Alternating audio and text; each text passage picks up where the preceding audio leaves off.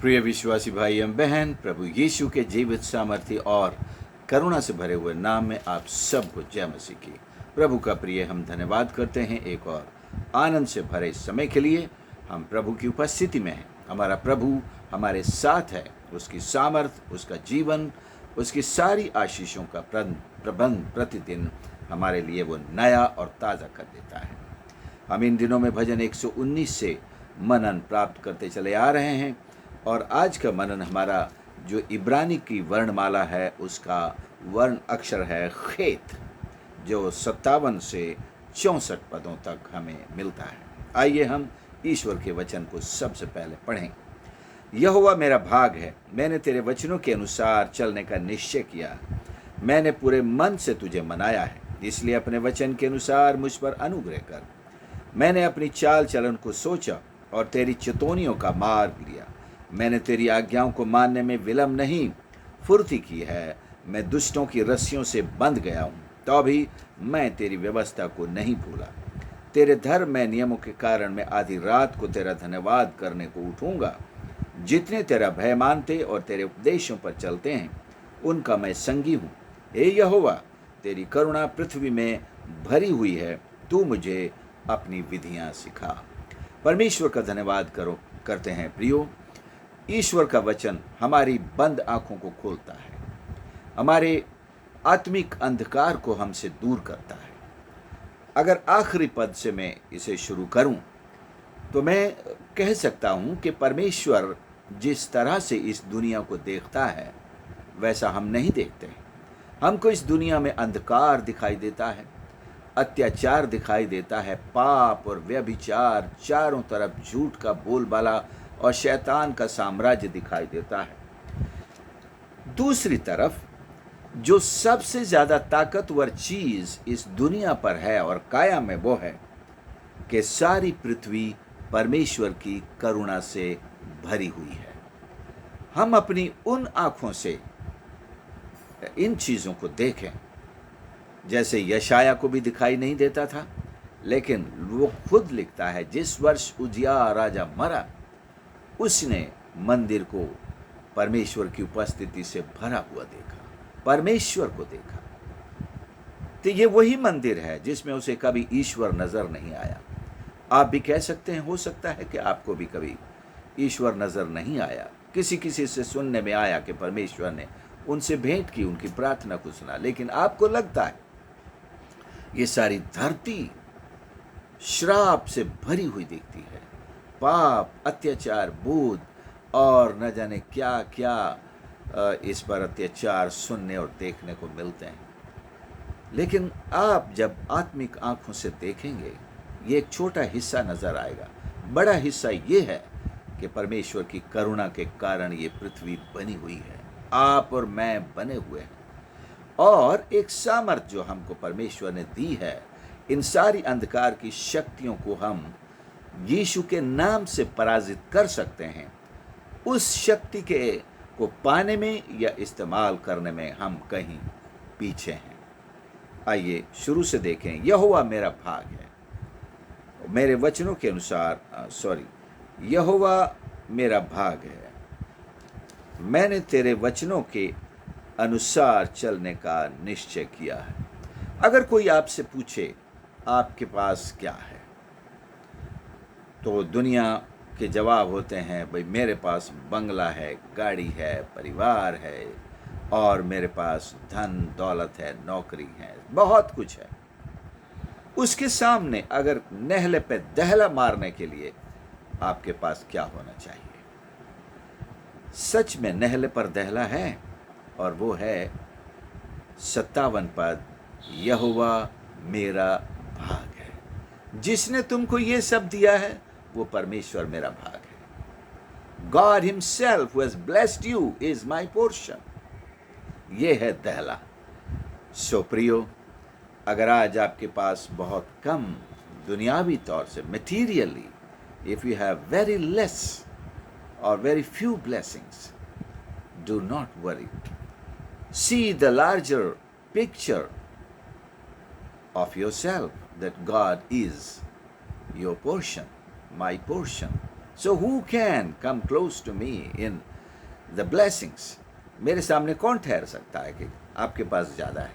खैर, ये हमारी लड़ाई नहीं है किसके पास ज़्यादा ब्लेसिंग्स है, जिसके पास ईश्वर है।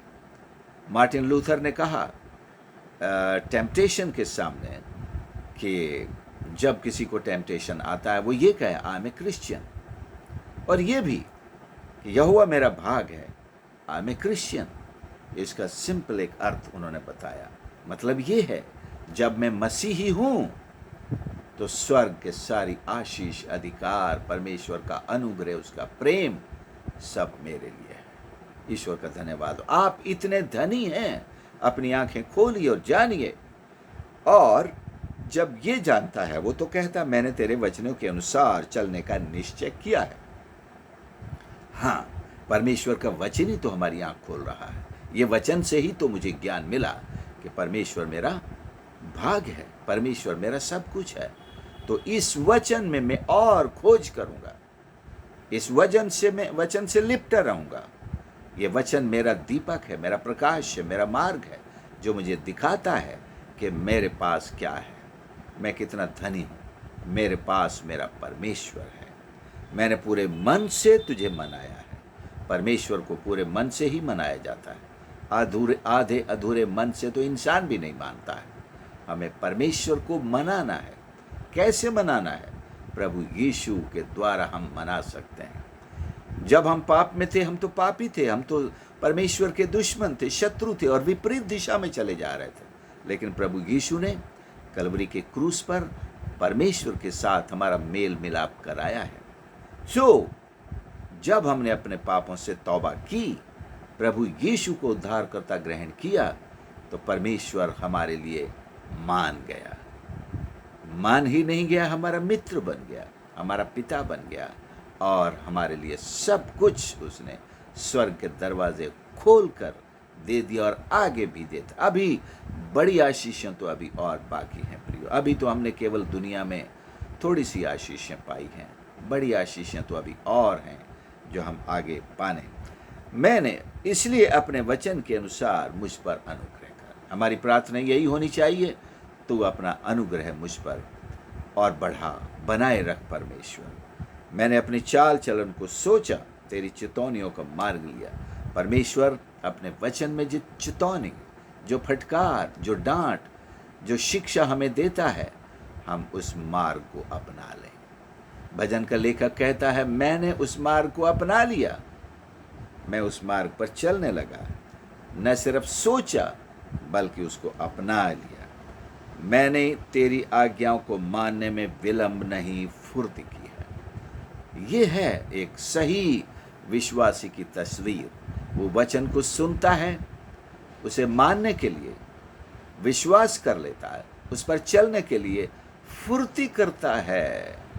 परमेश्वर के वचन पर किसी से सलाह लेने की आवश्यकता नहीं है। ठीक है, मैं सोचूंगा, आपने कहा है अपने पापों से तौबा कर, यीशु को उद्धार करता ग्रहण कर ले।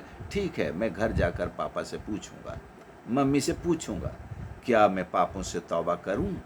क्या मैं अंधकार छोड़कर उजाले में आ जाऊं? क्या मैं यीशु को अपना उद्धार करता मान लूं? इस पर मैं सोचता हूं, घर तक पहुंचने तक का भी विलंब नहीं होना चाहिए। I must not delay when God himself speaks to me. I should not seek any other counselor's advice, piece of advice or counseling, when God himself is showing me what I must do, or leading me to enter into my blessed life. I don't think anybody else will give me the best guidance, the advice, what I should do, what God has told me. परमेश्वर ने जो मुझसे कहा है, उसके बारे में किसी मनुष्य से सलाह लेने के लिए जाऊं, मैं नहीं समझता कोई मनुष्य मुझे सही सलाह दे सकेगा। वो कहता है, चितौनियों का मार्ग ले लिया, तेरी आज्ञाओं को मानने में फुर्ती की है। मैं यहाँ पर एक थोड़ा सा कंट्रास्ट आ जाता है। पद 61 में, मैं दुष्टों की रस्सियों से बंध गया हूँ, तो भी मैं तेरी व्यवस्था को नहीं भूला। अब यहाँ हमें पता नहीं है, ये व्यक्ति, ये भजनकार, अगर कोई किसी का नाम होता तो हम उसका इतिहास बाइबल में ढूंढते कि हाँ, पता लगता कि हाँ भाई, ये दाऊद हो सकता है, कि ये एलीशा हो सकता है, कि एलिया है, कि उनके जीवन पर क्या कष्ट आए थे, किसने उनका विरोध किया।